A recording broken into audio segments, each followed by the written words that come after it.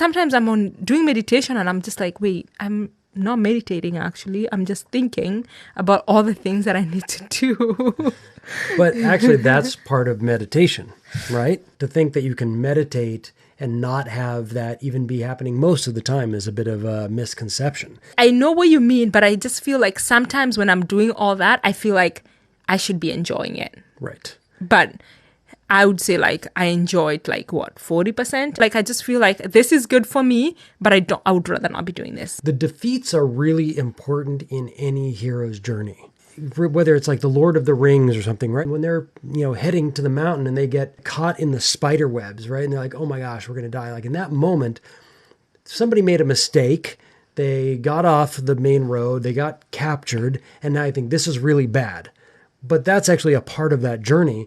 And going through several weeks of my life is not great, what's going on, ups and downs, that's just part of that journey. And it's so easy to think that, oh, that's the bad stuff. The good stuff is when I'm on my game and I'm getting up at, at 6 or 6:30 and I'm meditating and I'm doing my morning ritual and I get to work. And by the time, 10 a.m. rolls around, I've got a body of work written or whatever. And also that includes like, I'm doing all this and excited about life. So there's like also that expectation that I get to be this human being who does all this thing and excited and eager to do it. And sometimes like, no, I'm doing it and I'm hating every single minute of it. I need to be kind to myself